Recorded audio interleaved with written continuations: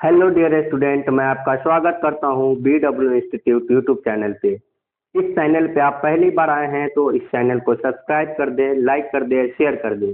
इस वीडियो में हम लोग पढ़ने वाले हैं बच्चों, साख क्या है। साख क्या है, क्या पढ़ना बच्चों? साख क्या है? तो उत्तर है साख का अर्थ विश्वास या भरोसा।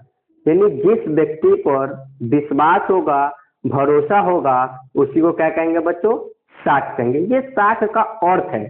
अब भरोसा क्या है और विश्वास क्या है बच्चों, इसके बारे में हम लोग जानेंगे। और विश्वास किससे होता है और भरोसा किससे होता है, इसके बारे में। तो अर्थशास्त्र में साख का अर्थ ऋण लौटाने। ऋण का मतलब होता है कर्ज। क्या होता है बच्चों? कर्ज। ऋण लौटाने या भुगतान करने की क्षमता में विश्वास है। ऋण लौटाने या भुगतान करने की क्षमता में क्या किससे बच्चों? विश्वास से है। और जिस व्यक्ति पर विश्वास होगा उसी को ऋण मिलेगा, यानी कर्ज मिलेगा। क्या मिलेगा बच्चों? कर्ज मिलेगा। और कर्ज इसलिए मिलेगा कि उसके पास क्षमता होना चाहिए लौटाने का। क्या होना चाहिए बच्चों? उस व्यक्ति को लौटाने का क्षमता होना चाहिए कि जो ऋण लिए है, जो कर्ज लिए है, उसको लौटाने का क्या होना चाहिए बच्चों? क्षमता होना चाहिए, है ना बच्चों।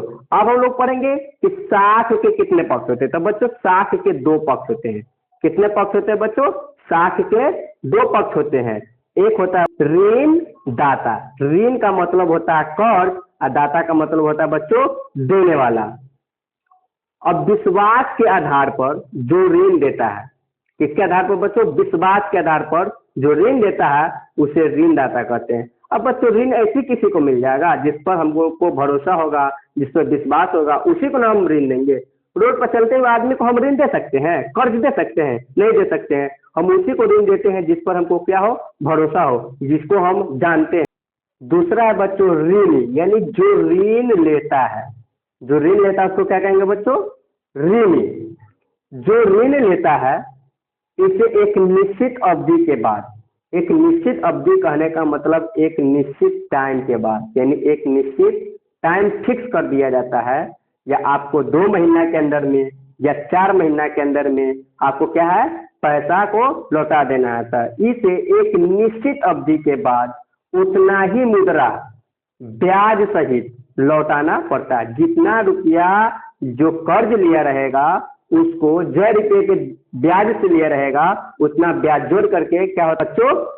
पूरा लौटाना पड़ता है, ब्याज सहित लौटाना पड़ता है। उसी को क्या कहते हैं बच्चों? साख कहते हैं। वीडियो आपको अच्छा लगा हो तो लाइक करें, शेयर करें, सब्सक्राइब